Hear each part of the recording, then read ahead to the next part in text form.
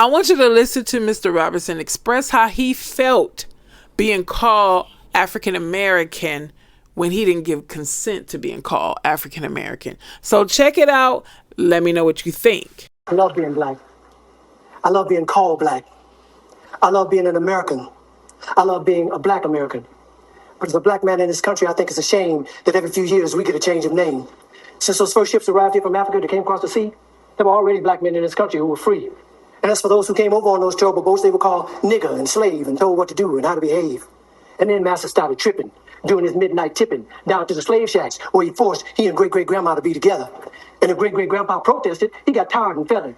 And at the same time, the black men in the country who were free were mating with the tribes like the Apache and the Cherokee. And as a result of all that, we're a parade of every shade. And in this late day and age, you can be sure there ain't too many of us in this country whose bloodline is pure. But according to a geographical genealogy study published in Time magazine, the black African people were the first on the scene. So for what it's worth, the black African people were the first on Earth, and through migration, our characteristics started to change and rearrange to adapt to whatever climate we migrated to. And that's how I became me, and you became you. So if we're going to go back, let's go all the way back. And if Adam was black and Eve was black, then that kind of makes it a natural fact that everybody in America is an African American. Everybody in Europe is an African European. Everybody in the Orient is an African Asian, and so on and so on. That is, if the origin of man is what we're going to go on. And if one drop of black blood makes you black like they say, then everybody's black anyway. So quit trying to change my identity. I'm already who I was meant to be. I'm a black American, born and raised. And Brother James Brown wrote a wonderful phrase. Say it loud, I'm black and I'm proud. Because I'm proud to be black. And I ain't never lived in Africa. And because my great-great-granddaddy on my daddy's side did, don't mean I want to go back. Now, I have nothing against Africa. It's where some of the most beautiful places and people in the world are found. But I've been blessed to go a lot of places in this world. And if you ask me where I choose to live, I pick America, hands down.